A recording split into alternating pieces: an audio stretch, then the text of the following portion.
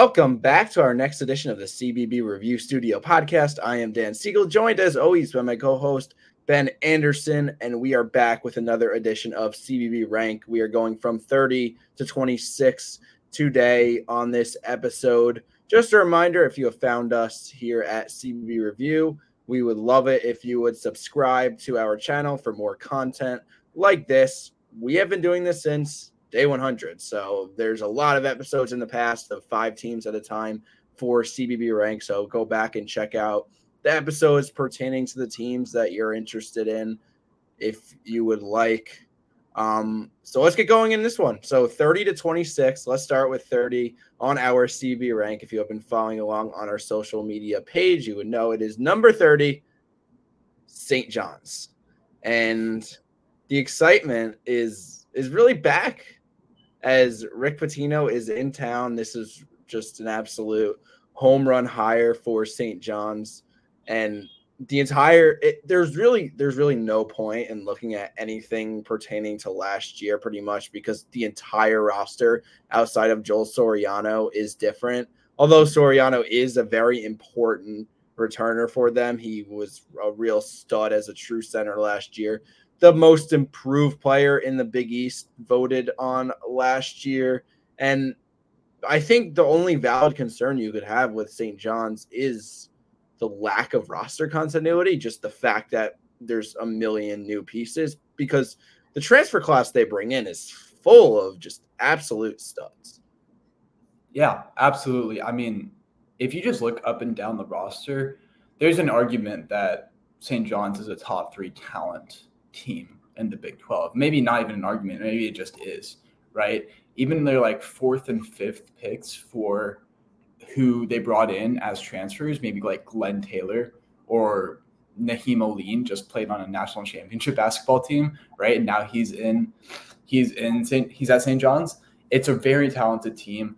I think that you're going to see a lot of maybe a little bit of struggles, not a lot, but a little bit of struggle in the first few games of the season, just trying to get every piece to fit together. Because one of the things that I noticed when looking at the transfer class is that they brought in a lot of people where all they did was score. Jordan Dingle, right? Chris Ledlum. Even you could argue a guy like Sean Conway. He's a shooter, but like that's what he brings to the table. Denise Jenkins coming in from Iona, following Rick Pitino over here. I'm a little bit worried about what that looks like on the court, right? There is, at the end of the day, only one ball. So I'm interested to see how Pitino will mesh all these players together. Yeah, but I do think the non-conference schedule is really kind of weak, or at least not too daunting. So they can ease into what will be a very difficult Big East schedule. So I think that sets up well.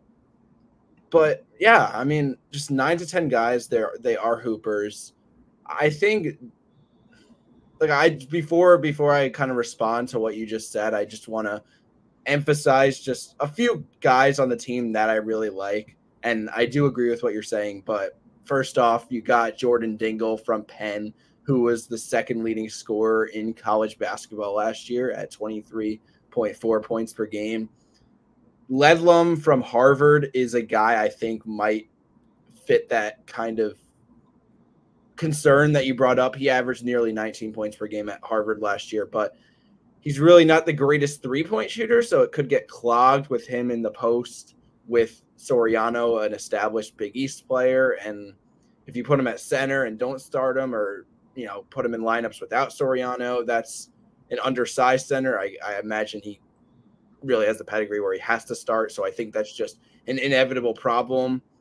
But yeah, it is a guy that also knows how to score. We'll just see how it's pieced together. Or Jay Luis from UMass, a guy who a lot of people are actually projecting to start next year, and I watched him every game. I think that makes a lot of sense given how he really came on down the stretch and just started dominating games, started realizing I'm the guy that's going to score the points, and just his usage rate skyrocketed. Well, that's not necessarily going to happen at St. John's, but even for the offensive concerns, I think the defense for Rick Pitino, they're always pretty good, and this will be the case again. His defensive scheme in its most basic form, it's be aggressive, get your turnovers, and if you get in trouble, you have the ability to switch, you have the ability to recover, and the athleticism is there, right? It's Chris Ledlum, RJ Luis, Glenn Taylor Jr. Those are three guys that I think fit that defense very well. So there is a lot of question marks. I think the one thing you and I open the segment with this, the one thing you cannot question, the roster's full of studs. Absolutely. And I mean, just from a viewing perspective, St. John's is a top 5 team for me, just to be excited to watch, right? You never know how this is going to go, especially with Rick Pitino coming back up to the high major level. I mean, there's just so many storylines that I'm really interested to see from the Red Storm. All right, number 29. I think this team has a lot fewer question marks. I personally have a better idea of what they're going to be. It's the Maryland Terps. Year one for Kevin Willard was not too shabby. He was near the top of that Big Ten, made the tournament. Now they return 3 out of 5 starters. They're not like one of those eye-popping teams where I think, oh, if they reach their ceiling, they're a dark horse to really do serious damage in the NCAA tournament. That's not what I see Maryland as. But I see Maryland as they're very solid. I think there's a very good chance that they are at the very least average to above average to good. Yeah, absolutely. This is, I think, your classic sort of high floor, low ceiling team in the Big Ten, one that you're pretty certain will get between a 4 and a 6 seed, but maybe not go past the Sweet 16. That's sort of what I see out of this team. It reminds me of, do you remember a couple of years ago when Wisconsin brought everyone back? It was like Brad Davidson, Aleem Ford, a couple other pieces there, and they're like, Wisconsin, the Badgers are going to make this next step. And then they just stayed sort of the same, right, year over year. So I think this is what that's going to be like for the Terrapins here. They're going to get a little bit better, but it's not like they're going to light the world on fire. And I think a few people learned from that Wisconsin team and other examples that just because you bring back everyone doesn't mean you automatically get better. That being said, the three guys we have lined up right here, Jameer Young, Dante Scott, and Julian Reese, are really solid three-man combo in the Big Ten. I think they're going to be able to do a lot of damage, especially against younger teams or teams that maybe have not had the time to gel as much as they have. I think that they're going to be tough out on any given day in conference play, and I think they're going to be a really solid team that no one's going to really want to face in the early season or in the late season. Yeah, I think, honestly, Maryland basketball, just the program and the recent history of the program, they're kind of the definition of consistency, the definition of high floor and low ceiling. I think this is just a classic Maryland basketball team. I do think Jameer Young stands out over the other 2 guys, especially averaging nearly 16 points per game last year. He's that go-to guy. I think it kind of gets underlooked, the fact that you really need a guy on your team that when you need a huge bucket, he's your go-to guy. And I think Jameer Young is that guy. But another thing I do like about this team, I think they could really match the physical style of the Big Ten. Now, how that translates to the officiating of the NCAA tournament, that's a whole nother conversation. But I think really when it comes to the regular season, my main concern with them is just how poor of an outside shooting team they were last year. And someone I really like to look at is Dante Scott. He's your projected starting 4. He shot 44% in 2020 to 2021 season. And then the volume goes up a bit, and the last 2 seasons he's been hovering around that 30% mark from 3-point range. So that's a really interesting case study. What's his true ability from beyond the arc? And if you have a stretch 4 that's like a mid-30s guy, that'll be huge for them. I also wouldn't be surprised to see 4-star freshman Jamie Kaiser get some minutes. He's a guy with like length that is known for his shooting. So for that exact reason, we could see him really get minutes right away. But I think that 3 outside shooting could easily be a weakness for them. But yeah, overall, I think we have a good feel for this team, or as good a feel as anybody could have in the regular season. Yeah, absolutely. Not much more to say on Maryland. They're going to be a team no one wants to play, but also not a team that no one is deathly scared of. Well, this is maybe a better question for debate. We're going to talk about number 28 now, the Colorado Buffaloes. And last year was just so back and forth for them. lose to Grambling State in the second game of the season, and then they go out and they beat number 11 Tennessee 2 days later, and then they lose to my beloved UMass Minutemen, and then they beat a ranked Texas A&M the next day in that same tournament, and later on they lose to Cal, and the next day they followed up with a 27-point win over Oregon. It was very back and forth. Ben, I titled this episode Colorado's Resurgence in the athletic department is not limited to Deion Sanders and the football team, but this, I'm interested to hear your take on this, because I expect this to be one of their better teams in a while, maybe with the exception of that 2020 to 2021 team. That was a good team. But George phrased it that they went from an NIT team to an NIT team with a bow on top. So do you agree with me or do you agree with George? I think I'm workshopping a take here that Colorado might be the second best team in the Pac-12. Behind not Arizona, but behind, oh my God, USC. I think it might be USC, Colorado, Arizona as the top three in that order. I really like KJ Simpson and Tristan Da Silva. I think I like that pairing more than any two players combined on Arizona's roster. I'm not going to make this a Wildcat segment, but I do think that those two are the keys to the game. And then, of course, they have Cody Williams coming in, a 5-star recruit. Some argue, I've been reading up a little bit on him, some argue that he's the best prospect in college basketball this year, coming in as a freshman for the NBA. I think he just has a really high ceiling. He sort of connects this roster a little bit. And then you bring in a guy like Eddie Lampkin coming in from TCU, you know exactly what you're going to get with him on the block as a center. So really, I think that starting unit is going to be super good. And then they have solid pieces that come off the bench with experience as well, like Javon Hadley, Luke O'Brien came back, averaged between 6 and 8 points a game for the two of them. And that's exactly what you need from your 6th and 7th man, in my opinion, if you're going to play like Tad Boyle plays. So I think that just they're a very well-rounded team. And if Cody Williams can break out like some people expect him to, this can turn into a really good team as well. Yeah, there is a little bit of hesitation on the immediate Cody Williams hype, not like what he will be in 2 to 3 years, but what he will be right away.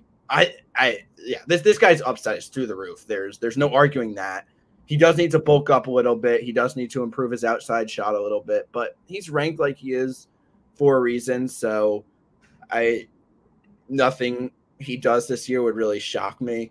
And he was not part of that 10-player first team all Pac-12, I think. No, he didn't make either team. Yeah.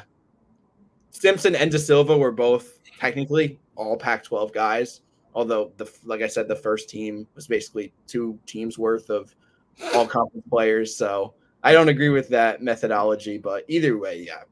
That's 3 really good players right there. I think Simpson does need to improve on his efficiency numbers. Down the stretch, it really went down. I'm sorry, yeah, Simpson. He shot only 27.6% from 3, but he also is second on the team in attempts. So that's not a great formula, but also something you could work on in the offseason. I don't think he's a true 27, 28% three-point shooter either. And the team does not have much proven depth. That's a concern. They only, I think, half their scholarship players actually haven't played a minute of college basketball yet. But also, you kind of started the segment on this. They could get away with playing 7 to 8 deep potentially because their non-conference schedule is weak. And we talked about the Big East and the Big 12 being like gauntlet schedules, game after game after game is going to be a huge challenge. I don't see the Pac-12 schedule being quite to that extent. I think there will be games that you feel a little bit more comfortable winning by double digits if you're Colorado. But then again, they had some bad losses last year, so who am I to really say that? Last thing I'll say on this, Tad Boyle has been in Boulder for 14 years, which is an incredibly long time for any power conference coach. But this might be the year to do it if you're going to do it because they're moving to the Big 12 next year. And, get ready to learn about what it's like to finish 11th every year, in my opinion, for Colorado. But I think this is a team to watch this year in the Pac-12 for sure. All right. We're going back to the Big Ten. Let's talk about Illinois. And the Fighting Illini, who fall under the category of the underwhelming tournament results kind of overriding some of the big regular season wins that their head coach Brad Underwood has had. So Brad Underwood has been there for 6 years. This is year 7 for him. And we'll be fair and we'll say there are 5 possible tournament years. And he hasn't made it to the second weekend in any of them. So, Ben, tell me how you feel about this specific roster. Illinois is this is kind of a crazy team for me because they pulled almost a Florida State in that they are all the exact same player. If you look across the board, with the exception of Coleman Hawkins and Dane Danger as their 2 big men, they don't really have a point guard. They just, I'm not sure who it's going to be. It might be Ty Rodgers, right? That's who it has. But Ty Rodgers, Terrence Shannon, Quincy Guerrier coming in from Oregon. Luke Goody is coming off of a injury. Then you have Marcus Damask and Justin Harmon, who are both up transfers. And then finally, Sincere Harris. Like, they're all between 6'4" and 6'6" or 6'7", and they all just sort of are a big wing that their primary reason is to score and then rebound as well. I just don't know how this offense is going to work. I like all the pieces, but I just wish they were like manufactured in a different way to where it's a little bit more well-rounded of a team. And I think that's going to be a little bit of an issue for Illinois, but hopefully they figure that out because they do have a lot of talent. Yeah, Ty Rodgers, your and my projected starting point guard, that's going to be a lot of weight on his shoulders. He's going to handle the ball a lot, I think, in this offense. He averaged just 17.4 minutes per game this freshman year. He's a former high 4-star recruit. Like, it's one of those situations where you're kind of banking on one of those freshman to sophomore year leaps, which aren't all that uncommon. So it could happen. I do think Terrence Shannon really does raise the floor of this team tremendously. Probably the primary reason they are 27 in our rankings. He decided to spend another year in college after initially declaring for the draft. So that's huge. This team is old. They have 5 seniors on the roster. And yeah, I mean, I kind of had the same thought about roster makeup. And like, if we're talking about depth, it's kind of interesting to determine because I think they will play a lot of players deep. But outside of Shannon, who is really like your secondary option, right? I mean, probably Hawkins, right? Yeah. Maybe, but that we've been saying that about Hawkins for like the past 3 years. So I could look at Quincy Guerrier because he did not have a great year at Oregon last year, but I remember what he was capable of doing at Syracuse. But I don't like him in the role that he's going to play. I feel like that was part of the problem with Guerrier. Just trying to be asked to be like a wing or a stretch 4 where he was more of like your undersized center in the ACC. So I don't know. I think this is they're almost similar to St. John's in that you're just going to have to watch them on the court. This team is very difficult to predict just based off of the statistics we have and the roster makeup. But Brad Underwood is a good coach, and I think he will figure something out. But it'll be interesting to see what that figuring that out actually is. Number 26, final team we're going to talk about today, and we are staying in the Big Ten. Lots of Big Ten today. Wisconsin, who honestly, I talked about Maryland being like that recipe of consistency and that recipe of like the high floor, low ceiling teams.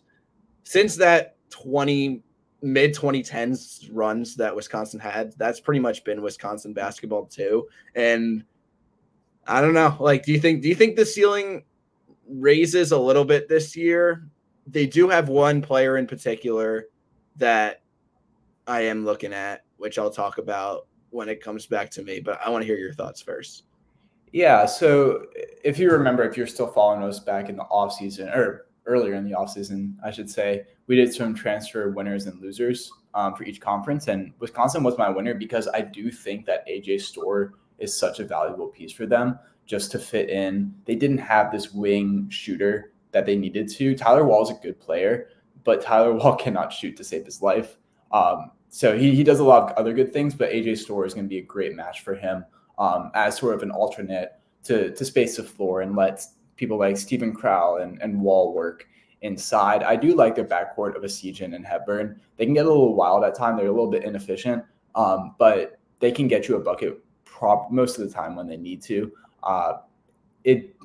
Nothing about this team wows me, but I do think they'll be better than they were last year. Just for reference, last year they finished 20-15. They lost to North Texas in the NIT semifinals. They're going to be a tournament team this year, in my opinion, but I think they're going to be like a 6 seed or a 7 seed and, win a game and get bounced by a clearly better team. It's not going to be that close. It'll be like a 12-point win over by a 3 or 2 seed. That's sort of what I see out of this Wisconsin team. And I know Wisconsin recently did have Johnny Davis, but do you think that maybe just from a pure athleticism, highlight reel dunk and excitement perspective, AJ Starr kind of provides an element of Wisconsin basketball we have not seen in a little bit of time?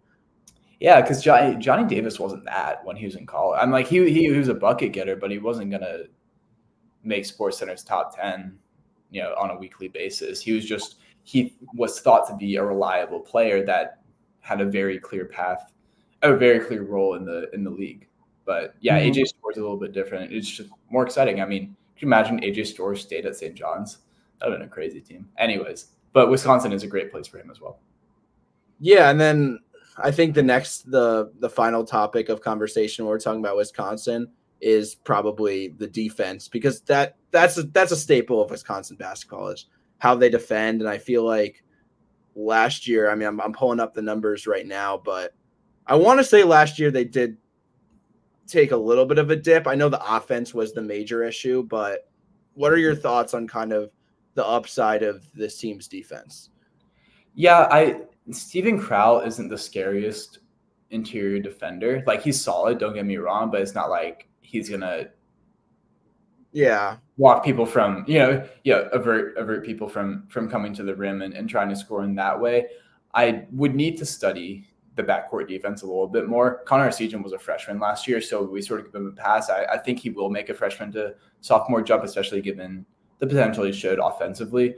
But I think they will be good and not sort of unspectacular at the same time. It's not the type of team that's going to live on steals and blocks, but they'll grind you out for a couple of games. Someone's definitely going to score 54 points against them one Tuesday night in Madison, when it's snowing, and they're just going to walk out miserable. But I'm not going to be it's not an elite defense in my opinion. Yeah, I think the bottom line with Wisconsin is they're going to go as AJ Starr goes, I think. And if AJ Starr is what we're similar to seeing, they're kind of just that fringe tournament team, probably on the right side of the bubble, but nothing spectacular. And I think he does have an upside that we have not seen in a little bit at Wisconsin. At the same time, I do think it's unlikely that he fully reaches that. Absolutely. So, all right. Well, that will do it for today's edition of the CBB Review Studio podcast. Be sure, like I said, to subscribe to our channel here on YouTube, on our audio platforms, on Spotify, Apple Podcasts, etc. if you have found us there. We appreciate all the support. Thank you guys so much for watching. Thank you guys for listening, and take care.